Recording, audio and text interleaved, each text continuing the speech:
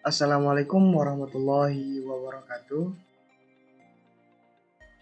Yang terhormat kepada Ibu Mardiana selaku dosen pengampu mata kuliah logika. Sebelumnya, izin memperkenalkan diri, nama saya Muhammad Daya Kiki. Bisa dipanggil Kiki dengan NPM 226506101 dari kelas PSDID. Di sini saya akan membuat video mengenai pembahasan mata kuliah logika materi dari pertemuan 1 sampai dengan pertemuan 7. Oke, langsung aja. Jadi di materi logika pada semester 2 kali ini itu sampai dengan UTS ada 7 materi. Yang pertama pengantar dan konsep dasar logika, kemudian proposisi dan tabel kebenaran, kemudian proposisi majemuk, penarikan kesimpulan, tautologi dan ekuivalensi logis, kemudian strategi pembalikan dan tabel susunan. Oke, yang pertama logika, konsep dasar logika. Jadi logika adalah ilmu mengenai cara berpikir benar, yang mana benar itu dalam artian kesesuaian antara pernyataan dengan kenyataan. Adapun menurut Aristoteles, logika adalah ilmu untuk membuat penyimpulan yang tepat.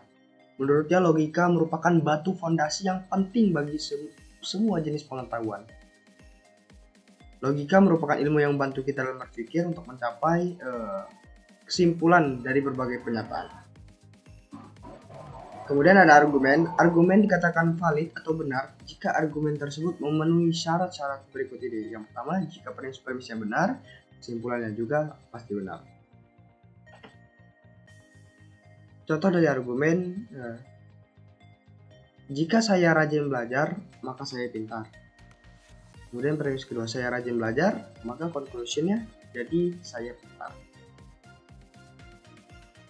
Kemudian materi proposisi. Proposisi merupakan kalimat logika yang mana pernyataan tentang hubungan antara dua atau beberapa hal yang dapat dinilai benar atau salah. Proposisi disebut juga kalimat pernyataan yang dipakai sebagai data. Dalam bentuk pernyataan proposisi mempunyai hubungan antara data dan subjek. Kesimpulannya, proposisi adalah kalimat netral karena tidak berbentuk kalimat tanya, harapan, ataupun perintah. Kemudian bentuk-bentuk dari proposisi, yang pertama ada proposisi atomik, atau bisa disebut juga tunggal, proposisi tunggal. Kemudian yang kedua proposisi majemuk, yang ketiga implikasi bersyarat, kemudian yang keempat biimplikasi atau bikondisional.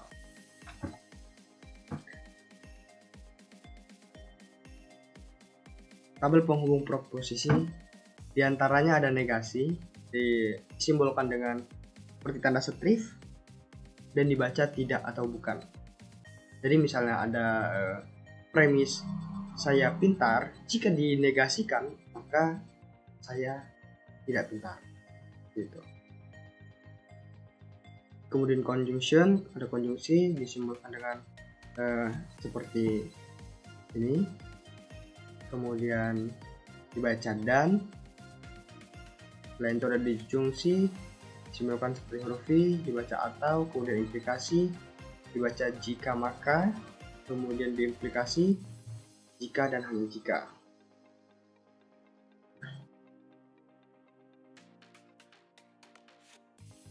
Oke. Contoh soal proposisi. Yang pertama itu ada program studi teknik informatika Unila termasuk dalam jurusan teknik elektro. Ya, benar. Dan ini termasuk dari proposisi yang artinya dapat dikatakan sebagai kalimat berita. Dan ini valid. Kemudian yang kedua ada 4 kali 5, 15. Apakah ini proposisi? Ya, proposisi. Tapi untuk nilai kebenarannya itu salah. Karena apa? Karena 4 kali 5 seharusnya 20. Kemudian yang ketiga ada kapan hari jadi Unila. Apakah ini disebut proposisi? Tentu tidak, karena ini nomor 3 ini merupakan suatu kalimat pertanyaan, bukan pernyataan. Kemudian kita beralih ke tabel kebenaran. Tabel kebenaran adalah truth table, yaitu yang dimana tabel yang dipergunakan untuk menganalisa suatu nilai kebenaran. Umumnya terdiri dari input dan output, adanya masukan dan nilai keluaran. Jumlah baris tabel kebenaran tergantung dari banyaknya proposisi tunggal yang terdapat pada proposisi majemuk. Jika terdapat n proposisi tunggal pada proposisi majemuk, maka jumlah baris tabel kebenaran adalah 2 pangkat n. Contoh tabel kebenaran. Jika Deki mempunyai mobil, maka ia orang kaya. Jadi premis pertama itu jika Deki mempunyai mobil, ya, disimbolkan dengan P. Kemudian ia orang kaya disimbolkan dengan Q. Jadi implikasinya yaitu disimbolkan P maka Q seperti itu.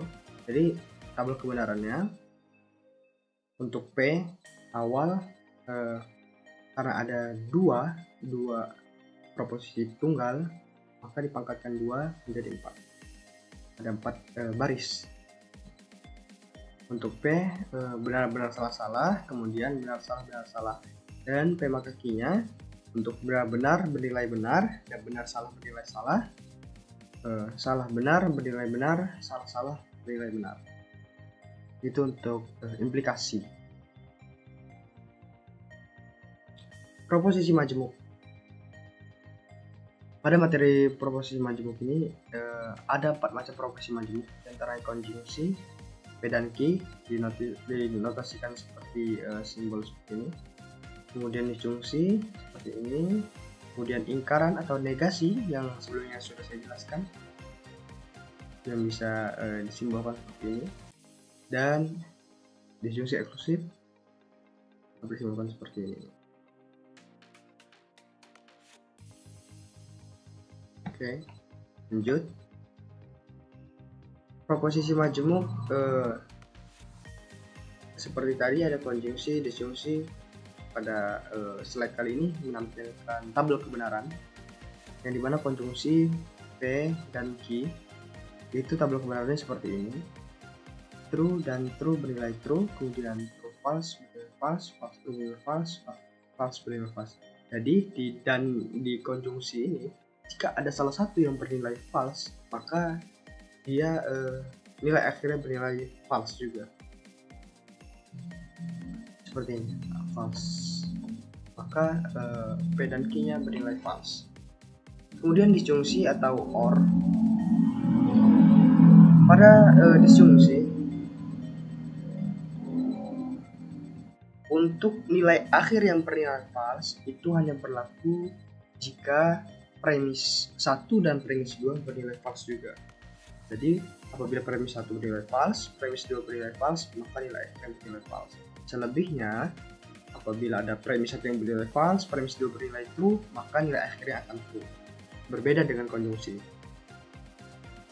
Kemudian disjungsi eksklusif. Ini apabila true premis 1 true, premis 2 true bernilai false, kemudian premis 1 false, premis 2 false akan bernilai false. Jadi apabila ada suatu premis 1 dan premis 2 sama-sama bernilai true ataupun false, maka nilainya akan false. Dan negasi seperti ini, apabila suatu premis yang bernilai true, maka negasinya akan false. Begitupun sebaliknya, apabila premisnya salah, maka negasinya menjadi benar. Implikasi. Implikasi tentu bisa kita sebut sebagai persyarat. Kenapa? Yang di dalamnya terdapat jika dan maka, dan dibuktikan dengan tabel kebenaran seperti ini. Dia akan bernilai false jika premis 1 bernilai true dan premis 2 bernilai false. Hanya ada satu nilai false dari A maka B jika A bernilai true dan B bernilai false, sama aja seperti tadi. Bukan sebaliknya. Pasangan yang terletak di sisi kiri A disebut antecedent, sedangkan di sisi kanan yakni B disebut consequent. Oleh karena itu, implikasi juga disebut kondisional atau mengondisikan suatu kemungkinan saja dari sebab dan akibat. Kalau biimplikasi itu kan bikondisional, kalau yang implikasi itu kondisional. Contoh soal proposisi majemuk. Bentuklah tabel kebenaran dari proposisi majemuk P dan Q dalam kurung P dan Q atau dalam kurung negasi Q dan R. Oke, jadi di sini berhubung ada 3 proposisi tunggal, maka jika dipangkat 2 pangkat N akan bernilai 8. Oke, kita masukkan PQR-nya. R true false, kemudian Q-nya true false, P-nya true-nya 4 kali baru false-nya 4 kali. Oke, nilai P dan Q. Jadi P ini kita cari awalnya dulu. P bernilai true, kemudian Q bernilai true, maka nilai P dan Q bernilai true.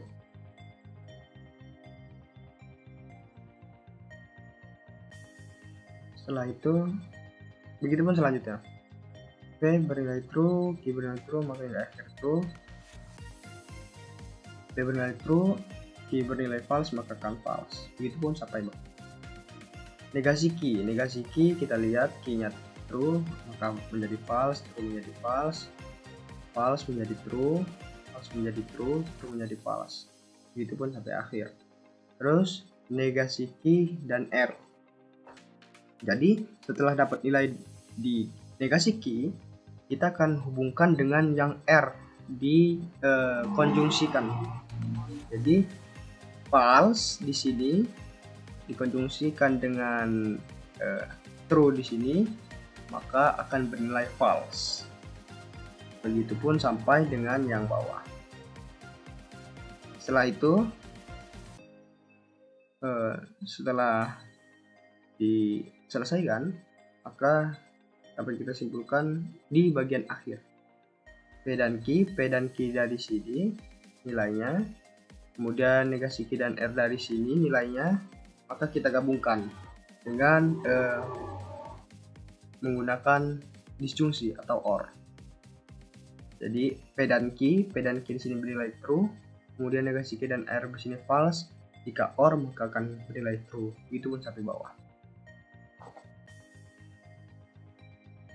Kemudian kita beralih ke materi pembuktian validitas argumen. Suatu argumen akan merupakan argumen yang valid jika implikasi dari premis-premisnya dan conclusion-nya merupakan suatu tautologi. Jadi mana tautologi nilai akhirnya bernilai benar semua atau true semua. Cara menguji validitas suatu argumen ada dua macam. Yang pertama menggunakan tabel kebenaran, kemudian yang kedua kita menggunakan bentuk argumen yang valid. Yang dimana argumen yang valid ini sudah terbukti kebenaran. Oke. Menggunakan tabel kebenaran. Contoh, buktikan validitas argumen berikut. Premis 1 P maka Q, premis 2 nilai P. Maka konklusinya bernilai Q. Oke.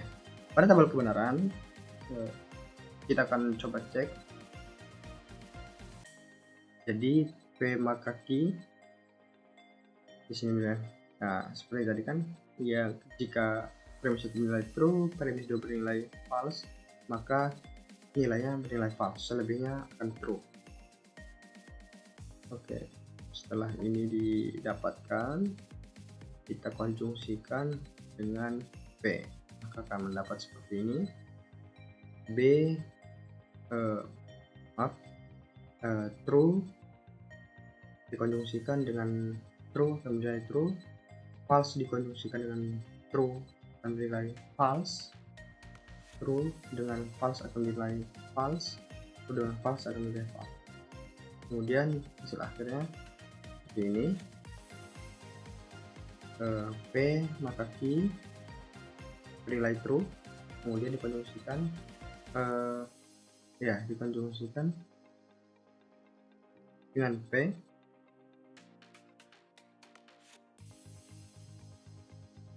true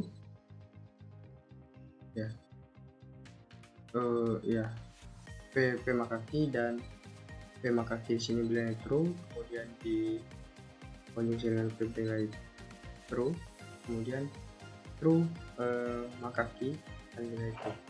Begitu pun sampai dengan bawah. Q-nya di sini kan bernilai true juga. Jadi Setelah ini didapatkan, dia akan menyambung ke key yang di sini. Itu menggunakan tabel kebenaran, cara yang pertama. Kemudian yang kedua ada menggunakan bentuk-bentuk argumen yang valid, yang dimana ada modus ponens, kemudian valens, silogisma, silogisma disjunktif, dilema konstruktif, destruktif. Jadi mana pada ponens ini bila premis pertama P maka Q, premis kedua P, maka dia akan bernilai kausiti, yang dimana ini bisa hilang, bisa dicoret. Kemudian tolens, bila premis 1 P maka Q, premis 2 negasi Q, maka conclusionnya akan menjadi negasi P. Begitupun seterusnya. Silogisma P maka Q, Q maka R, ini bisa dicoret, maka konklusinya menjadi P. Oke, selanjutnya tautologi dan ekvivalensi logis. Pada materi ini kita akan membahas tentang tautologi, kontradiksi, ekvivalensi logis, dan kontingensi. Tautologi mempunyai persyaratan jika pada tabel kebenaran untuk semua pasangan nilai variabel-variabel proposisionalnya yang ada bernilai benar. Tautologi adalah suatu ekspresi logika yang selalu bernilai benar di dalam tabel kebenarannya tanpa memperdulikan nilai kebenaran dari proposisi-proposisi yang berada di dalamnya. Jadi tautologi ini suatu ekspresi logika yang selalu bernilai benar, nilai akhirnya bernilai benar, walaupun di dalam premisnya ada yang bernilai salah. A or negasi A selalu bernilai true, seperti itu. Oke, lebih ringkasnya seperti ini. Tautologi adalah suatu seperti tadi, suatu ekspresi logika yang selalu bernilai benar. Kemudian kontradiksi merupakan kebalikan dari tautologi, di mana ekspresi logika selalu bernilai salah di dalam tabel kebenarannya tanpa memperdulikan nilai kebenaran dari proposisi-proposisi yang berada di dalamnya. Jadi kalau tautologi benar, kalau kontradiksi itu bernilai false. Kemudian kontingensi, suatu ekspresi logika yang mempunyai nilai benar dan salah di dalam tabel kebenarannya tanpa memperdulikan nilai kebenaran dari proposisi-proposisi yang berada di dalamnya. Jadi ada nilai benar dan ada nilai salah. Kemudian suatu ekspresi logika disebut ekuivalensi logis apabila ekspresi logikanya adalah tautologis, ekspresi logikanya adalah kontradiksi.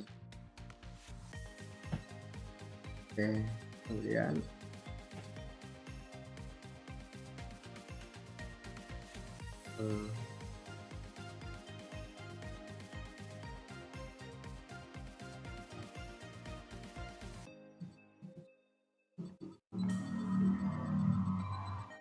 kemudian ada contoh di sini. Hijaulah pernyataan majemuk dari P maka Q dan P maka Q dengan menggunakan tabel kebenaran. Oke. Jadi di sini kita buat Q-nya, Q true false, P-nya true false. P maka Q-nya sudah kita dapatkan di sini. Kemudian kita hubungkan dengan yang P menggunakan conjunction. Jadi P dan Q di sini bernilai benar, ditandangkan dengan P bernilai benar, maka akan bernilai benar di sini. Kemudian di sini false dan benar akan bernilai false. Kemudian benar false bernilai false, benar false bernilai false. Kemudian setelah ini didapat, kita hubungkan dengan maka Q, yang dimana di sini akan bernilai benar semua. Karena apa? Karena ini merupakan contoh dari suatu tautologi.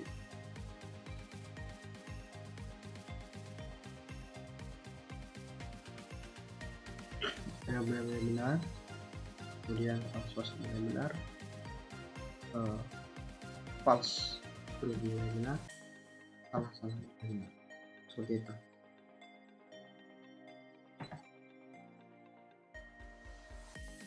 Oke, kita beralih ke materi penyederhanaan dan strategi pembalikan.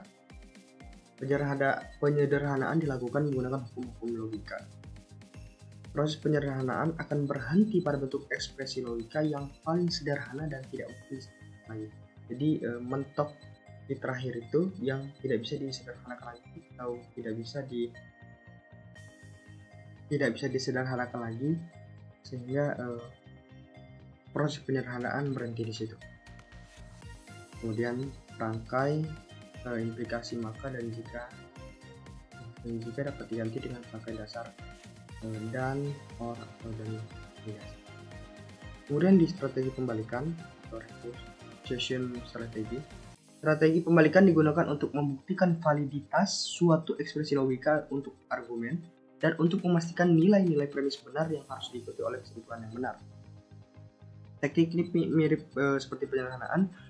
Perbedaan terletak pada kesimpulan argumen yang harus disalahkan dengan cara dinegasikan atau dinilai. Jadi perbedaannya itu terletak pada kesimpulan argumen, yang mana harus disalahkan dengan cara diberi negasi atau diberi nilai. Oke, selanjutnya ada hukum-hukum logika, ada hukum asosiatif, komutatif, distributif, identitas, ikatan, negasi, negasi ganda, idempoten, demorgan, absorpsi, negasi true and false, dan lain-lain. Seperti ini ya.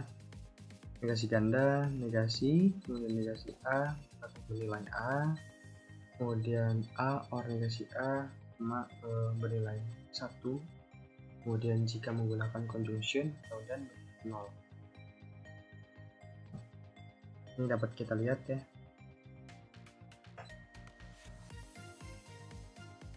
Kemudian terdapat contoh di sini. Negasi A, kemudian implikasi maka negasi dalam kurung A maka negasi B. Kemudian di sini kita orkan. Karena apa? Karena ekuivalen dari A maka B dapat dibuat seperti ini. A negasi A atau B. Oke. Di sini kita orkan menjadi negasi A atau negasi A maka negasi B. Kan di sini kan ada penambahan negasi dia kan. Nah, di sini kita tambahkan negasi sesuai dengan ekuivalensinya. Setelah itu negasi A or negasi A or negasi B. Yang ini kita ekuivalensikan lagi, maka yang satunya kita ekuivalensi menjadi seperti ini. Negasi dalam kurung negasi A or negasi B.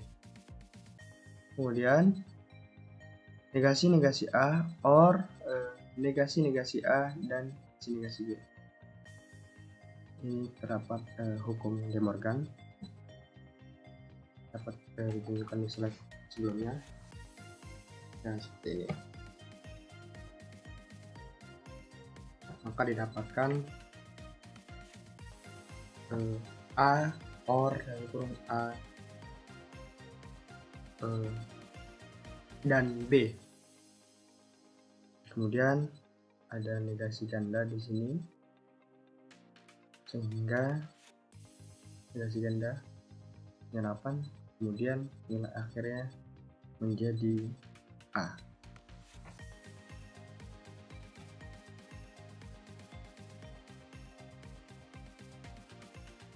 Semua ini tentu baik lagi di hukum logika.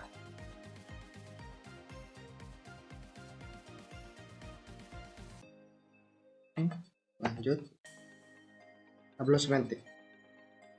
Tabel semantik adalah bentuk-bentuk proposisi yang dibangun berdasarkan aturan tertentu yang biasanya berbalik dengan cabang-cabang dan ranting yang relevan. Dalam strategi pembalikan, jika diketahui premis bernilai true dan kesimpulan bernilai false, jika itu bisa dibuktikan maka argumen tersebut tidak valid. Perlu ditekankan lagi, jika diketahui premis bernilai benar dan kesimpulan bernilai false atau salah, jika hal itu bisa dibuktikan maka argumen tersebut tidak valid. Sebaliknya, jika hal tersebut tidak bisa dibuktikan maka argumen tersebut valid. Jadi premis yang bernilai benar seharusnya juga menghasilkan kesimpulan yang bernilai benar juga. Kesimpulan ini disebut dengan semantical entail dari premis. Aturan-aturan tabel semantik. Di sini ada 10 aturan yang dimana bentuk dari A dan B itu dapat dibuat seperti ini, seperti garis ke bawah A, B. Jika dia memakai atau or, maka akan berbentuk seperti cabang A, B. Kemudian jika A maka B membentuk implikasi. Ini kan sama saja dengan ekuivalensi negasi A or B. Jadi negasi A kan sama seperti kan negasi A atau B. Jadi negasi A, B berbentuk cabang. Kemudian di sini ada jika dan hanya jika. Negasi A menjadi A seperti ini. Kemudian negasi dalam kurung A dan B menjadi, setelah dinegasikan menjadi cabang. Begitupun sampai nomor 9. Jika ada bentuk A dan negasinya, yaitu negasi A dalam satu cabang, maka terjadi ketidakkonsistenan pada cabang tersebut, dan cabang tersebut dinyatakan tertutup dan cabang tersebut tidak bisa dikembangkan lagi. Hal ini disebabkan tidak mungkin adanya A bernilai true dan cabangnya negasi A bernilai true. Jadi pada cabang tersebut tidak konsisten. Kevalitan tablo semantik. Jika semua cabang tablo tertutup, maka ekspresi logika tersebut tidak konsisten atau mereka bernilai salah semua. Akan tetapi jika terdapat satu cabang saja yang terbuka, maka ada setidaknya satu baris yang bernilai true, dinamakan tablo semantik yang konsisten. Adapun tips dan trik tablo semantik. Carilah ekspresi logika yang hanya memakai aturan tanpa cabang atau satu cabang, seperti aturan 1, 7, dan 8. Jadi 1, 7, 8 ini kan hanya ada satu cabang, 1, 7, dan 8, tidak ada cabang. Itu yang dilihat pertama. Kemudian carilah ekspresi logika yang isinya mempunyai bentuk yang tablonya pasti tertutup. Misal A dengan negasinya A. Dengan negasinya yaitu negasi A agar tablo tertutup dan tidak dapat dikembangkan lagi. Jadi yang pertama carilah yang satu cabang, kemudian cari yang pada cabang tersebut ada A dan negasinya. Contoh tablo semantik. A maka dalam kurung negasi B maka C, dan dalam kurung A maka negasi B dan negasi dalam kurung A maka C. Kemudian kita buat tabel semantiknya seperti ini. A maka dalam kurung negasi B maka C, kemudian A maka C, dan negasi dalam kurung A maka. Di sini sesuai aturan yang tadi, tips dan triknya, kita cari yang bisa digunakan satu cabang saja, seperti yang pada nomor 3 ini, negasi dalam kurung A maka C. Ini kan merupakan aturan 8 yang mempunyai satu cabang, maka kita turunkan terlebih dahulu, yaitu A dan negasi C. Setelah itu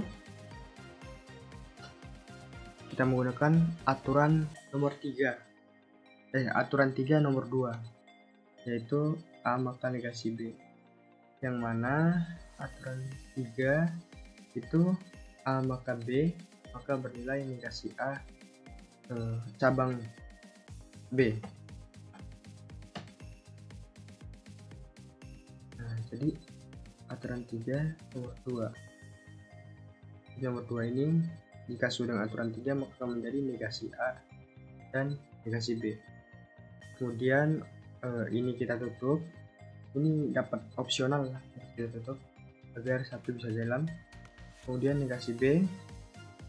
Ini kita menggunakan aturan 3 sama seperti tadi, aturan nomor 1. Yang ini belum kita turunkan, kemudian kita turunkan menjadi negasi A, kemudian negasi B maka C. Kemudian kita tutup kembali, kita lanjutkan yang ini, negasi B maka C. Dan negasi B maka C ini ya kita turunkan menggunakan aturan 3 kembali pada nomor 7 ya, yang ini ya. Ini kan belum turunkan, masih ada implikasinya. Kemudian kita turunkan menjadi negasinya hilang, B seperti ini, B or C, maka menjadi seperti ini cabang. Kemudian ini tertutup, di akhir. Kemudian ini merupakan tabel yang bila akhirnya tertutup atau tidak konsisten. Sekian, terima kasih. Mohon maaf apabila terdapat banyak kata-kata yang kurang menyenangkan. Sekali lagi terima kasih. Assalamualaikum warahmatullahi wabarakatuh.